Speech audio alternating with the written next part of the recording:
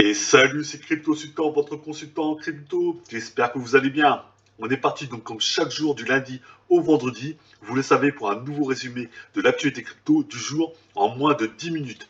Pour le sommaire, aujourd'hui nous avons de la politique avec le président coréen fraîchement élu, du play to earn avec Warner et FTX, des investissements et des innovations technologiques, de la justice avec le cofondateur de BitMEX qui plaide coupable, et nous finirons, comme d'habitude, avec le tiercé et la météo du Bitcoin. Pensez à vous abonner en cliquant sur le petit pouce bleu juste en bas et à laisser nous un commentaire, ça fait toujours plaisir. Et pour les contenus de la vidéo, vous pouvez retrouver les liens des articles juste en bas dans la description. Allez, c'est parti!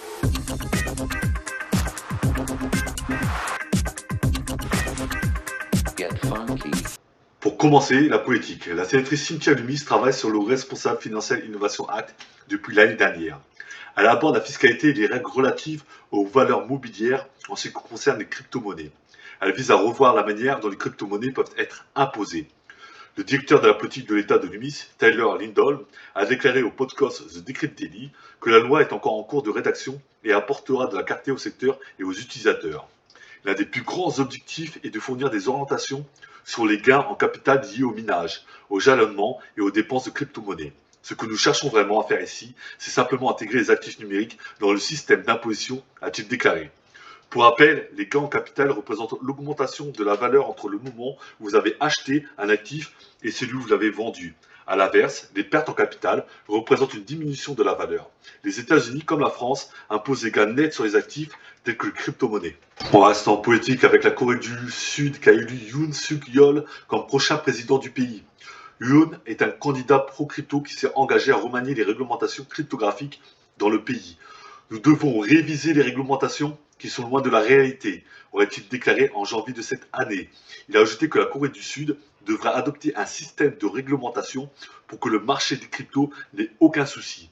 Le succès présidentiel de Yoon intervient à un moment où la relation de la Corée du Sud avec l'industrie de la crypto a été marquée par plusieurs controverses.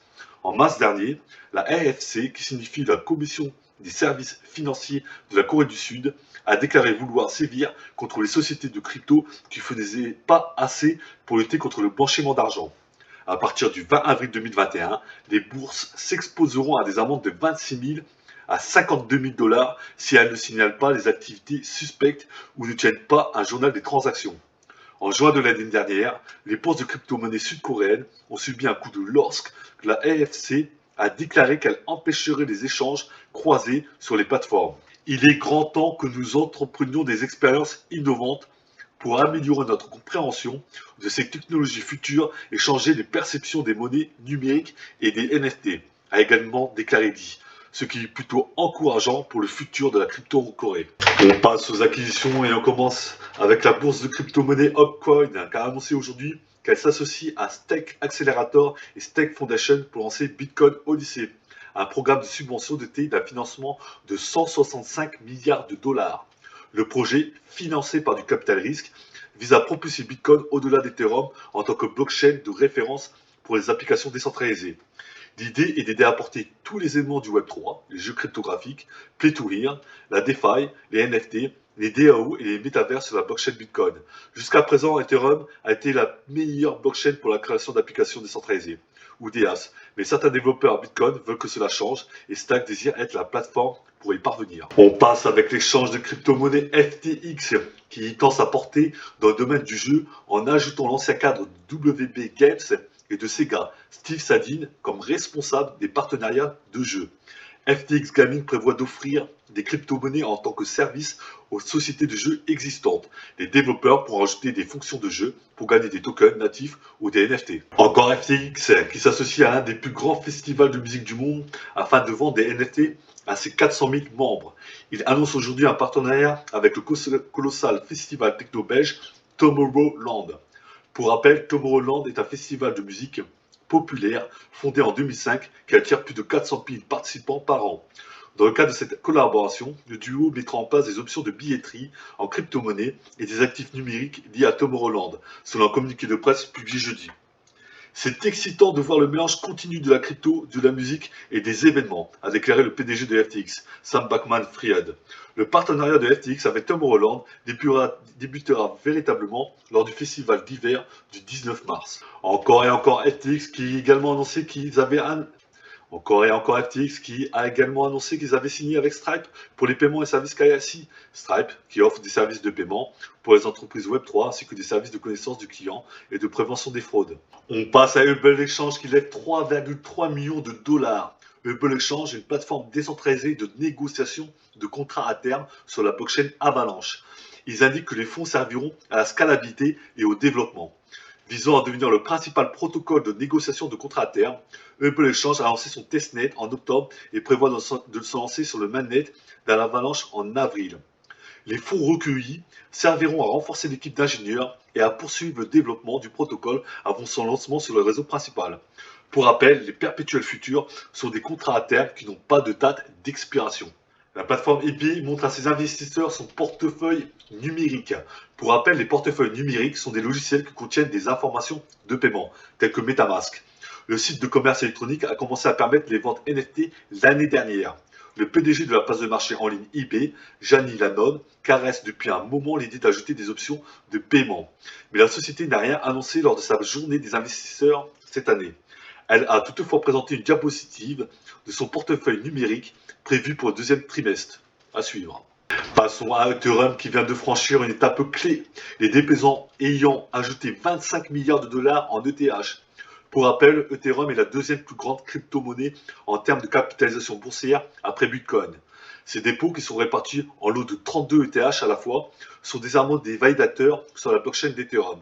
Première étape de la transition vers la mise à niveau appelée Consensus Layer, anciennement connu sous le nom d'Ethereum 2.0. Le changement le plus notable après la mise à niveau sera le passage d'Ethereum d'un algorithme de consensus de type Proof of Work, comme le mécanisme actuel de Bitcoin, à un mécanisme de Proof of Stake. On passe avec la société d'analyse blockchain Chainalysis, qui a annoncé aujourd'hui le lancement de 2 nouveaux outils qui faciliteront le dépistage des portefeuilles de crypto-monnaies pour la conformité aux sanctions. Les outils comprennent un Oracle on-chain qui est disponible dès aujourd'hui et une API, une interface de programmation d'application, qui agit comme une connexion entre ordinateurs, dont le lancement est prévu pour le mois prochain. Alors que les pays du monde entier continuent d'appliquer des sanctions économiques en réponse à l'invasion de l'Ukraine par la Russie, les groupes Web3 décentralisés comme les DEX, les plateformes DeFi, les DAO et les développeurs de DApps sont à la recherche d'outils légers pour les aider, eux et leurs clients, à se conformer aux politiques de sanctions, a déclaré Chainalysis dans un communiqué. Le moment est venu pour l'industrie de démontrer que la transparence inhérente au blockchain fait des crypto-monnaies un puissant moyen de dissuasion contre la fuite des sanctions, a déclaré Michael Gronager, cofondateur et PDG de Chainalysis. On leur souhaite bon courage, notamment pour le Bitcoin, dont le principe même c'est d'être incontrôlable, ni par un gouvernement, ni par une entreprise, par personne d'ailleurs. On passe à Misfit Gaming Group qui a annoncé un partenariat avec la plateforme blockchain Tezos. Il collabore pour lancer Blockboard, une plateforme axée sur les jeux vidéo.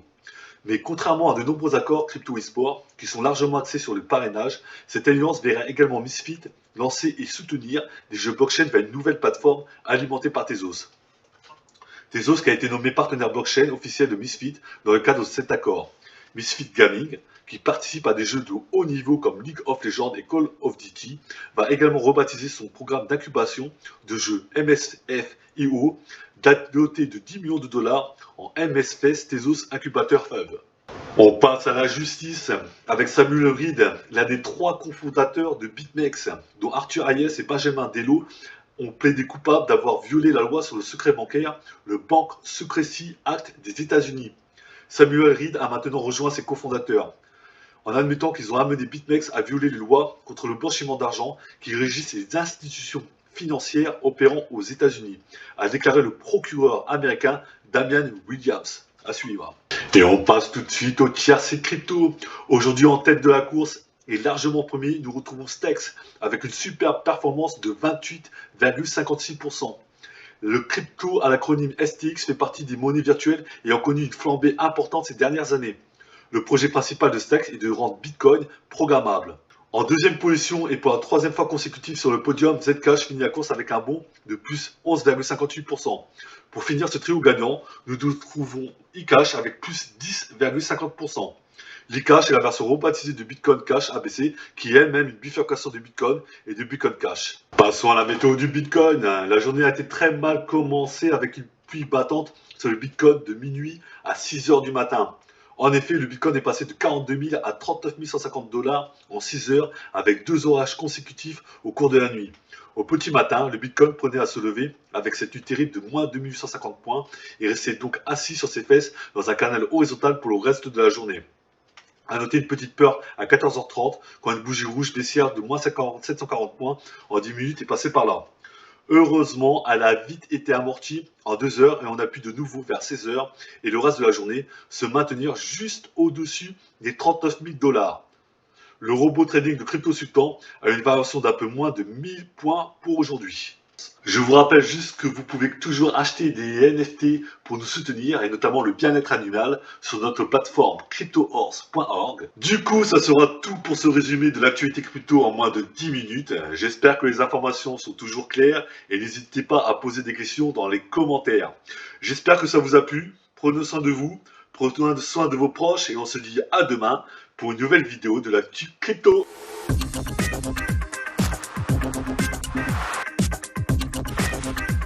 Get funky.